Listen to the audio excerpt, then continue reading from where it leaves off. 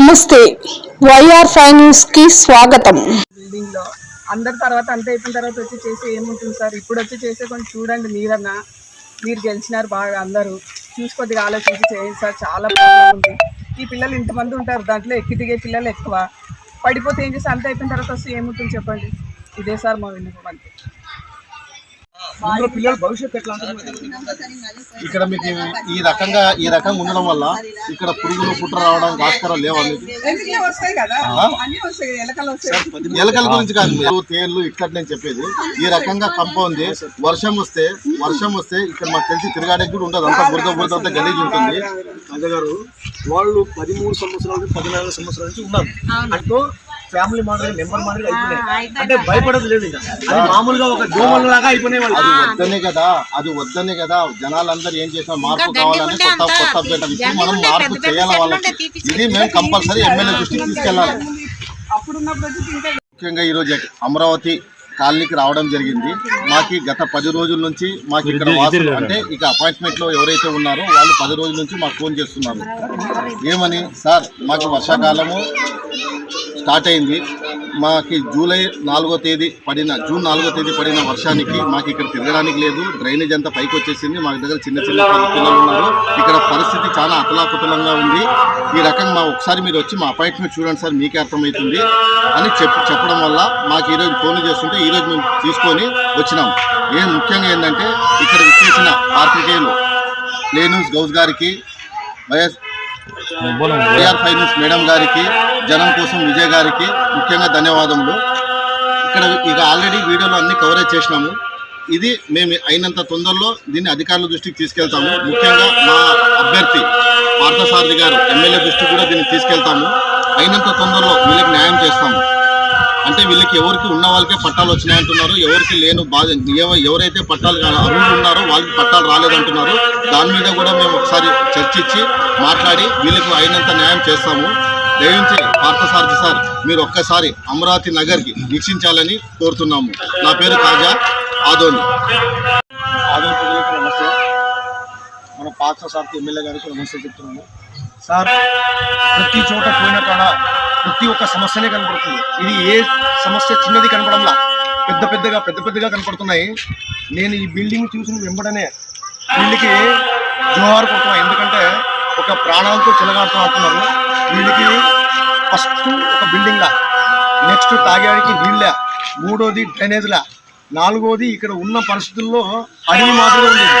అమరావతి అంటే పాత అడవిలాగా ఉంది. దయచేసి పార్థసారథి సార్ మీకు రిక్వెస్ట్గా చేస్తున్నాను, దయచేసి ఏది ఉన్నా ఏది లేకపోయినా వీళ్ళని గుర్తించి దరిదాపుగా 124 ఇండ్లు ఉన్నాయి.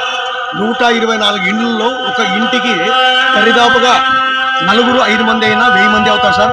1000 మందిని మేము ఇక్కడ ఏమవుతున్నా కొంచెం న్యాయంగా చేస్తే 1000 మంది బ్రతికి పరిస్థితి ఉంటుంది. వీళ్ళు చాలా ఘోరంగా ఉన్నారు సార్. ఇల్లు లేదు, ఇది తర్వాత చిన్న పిల్లలు ఆడుకుంటున్నారు, పెద్దవాళ్ళు పొద్దున్న లేస్తే పనికి పోతున్నారు. చిన్న పిల్లలకి ఏమవుతుందో పెద్దవాళ్ళకి ఏమవుతుందో తెలియకుండా పరిస్థితి ఉంది. దయచేసి చెప్తున్నాం సార్, మీరు ఈ న్యూస్ చూసిన వెంబడనే దయచేసి ఏదో ఒకటి చేసి ఇటువంటి ప్రజలకి న్యాయం చేయాలని కోరుతున్నాం సార్. మేడం, మీకేం సమస్య లేదు, ఎమ్మెల్యే ద్వారా కూడా మేము తీసుకుపోతున్నాము. పొద్దున్న కానీ మర్నాడు కానీ వాళ్ళని కలుస్తాము. మీకోసమే పోయి ప్రతి ఒక్కటి చెప్పి అక్కడ ఏది న్యాయం ఉంటుందో అది న్యాయం సార్ ఖచ్చితంగా చేస్తారు. దీంట్లో భవిష్యత్తులో మీకు ప్రతి ఒక్క ఇల్లు ఇది బాడీగా అంటున్నారు కదా, సొంతంగా అవ్వాలని దేవుడిని కోరుతూ పార్థసారథిని కోరుతున్నారు సార్. దయచేసి వీళ్ళు బాడీగా 300-400 కడుతున్నారు, సొంతంగా వీళ్ళు ఇంటికి కావాలని కోరుతున్నారు సార్. నా పేరు భీమస్వామి వెంకటరావు. స్వామి గారు ముఖ్యమూసే అప్పట్లో మనకు స్థలం లేదని అనుకోకుండా ఇక్కడే ఒక ఇండ్లు ఏదో ఒకటి స్థలం ఇస్తే వాళ్ళు గుడిసెలే కానీ వాళ్ళు ఏదో ఒకటి వేసుకుంటారు. ఒక 3 ఎకరాల నుంచి 4 ఎకరాలు ఇది ఉండొచ్చు. ఇక్కడ ఉన్న ఈ వాళ్ళు ఏదో వాళ్ళ స్తోమతి బట్టి కనీసంగా గుడిసెలాతన వేసుకుంటారని నేను కోరుతున్నాను సార్. దయచేసి ఇది ఒక విషయం చాలా గుర్తుపెట్టుకొని చేయండి. ఆల్రెడీ పొద్దున 5 మీడియాలో వచ్చింది స్వామి, వాళ్ళు ఎట్లా సార్ అది ఆల్రెడీ వేరే సార్ గవర్నమెంట్ స్థలాన్ని కబ్జా చేసేకి రాదు, ఎవరు చేశారో తెలీదు. గౌస్ గారు ఒకటి చెప్తాను, ఎవరికైనా కానీ పట్టా అలాట్ అయితే మాకు తెలిసిన సమాచారం వరకు ఒక పట్టాదారుడు 6 నెలల్లో అప్పుడు వచ్చి ఉండాలి. ఎప్పుడో ఇచ్చినామని కాదు. సరే, అది పట్టాదారుడు రియల్గా అతనికి ఏమీ లేదు ఏం లేదంటే ఆడు ఉండొచ్చు. ఇప్పుడు ముఖ్యంగా ఏంటంటే వీళ్ళు చాలా ఇబ్బందిలో ఉన్నారు. అలాంటి వాళ్ళకి అక్కడ ఏమైనా ఆల్టర్నేట్ సోర్స్ అంటే ఇక్కడ ముందనే ఫ్లాట్లు ఉన్నాయని చెప్పి మేము అధికారుల దృష్టికి తీసుకెళ్తున్నాం. సార్ పూర్తి ఇదైపోయింది, ఏం ఇది లేదు. వర్షం వస్తే కూడా ఫుల్ ప్రాబ్లం అయిపోతుంది, పిల్లలు కూడా చాలా కష్టమైపోయింది. ఇల్లు స్థలాలు వస్తాయని చెప్తున్నా కానీ రాలేదు. ఇట్లా దాంట్లో మేము బతుకుతున్నాము. పిల్లలు ఎక్కి దిగాలంటే కూడా కష్టమైపోతుంది చాలా. ఇంత ప్రాబ్లం ఉంది సార్. ఎవరు వచ్చిన వాళ్ళంతా చెప్తారు చేస్తామని, కానీ ఎవ్వరు చేయరు. అందరూ చూస్తారు పోతారు, చేస్తాంలేమని చెప్తాను. ఎవరు ఇదే ప్రాబ్లం ఉంది. అక్కడ బజార్లో పోయి కట్టుకోవాలంటే బాడీలు ఎక్కువ, అది పోలే కట్టుకోలేక అందరూ చాలా మంది ఇక్కడ ఉన్న బాడీలు కూడా తక్కువ కదా అని ఇదే దాంట్లో ఉన్నారు. నీళ్లు లేవు, ఇవి డ్రైనేజ్ ప్రాబ్లం ఉంది.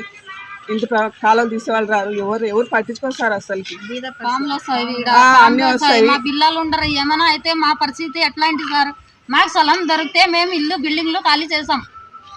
ముందు స్థలం ఉంది కదా ఉంది సార్, ఇంత స్థలం అయితే ఉంది, మళ్ళీ దాన్ని గుర్తించి ఇస్తే బాగుంటుంది. మాట్లాడిపోతారు సార్.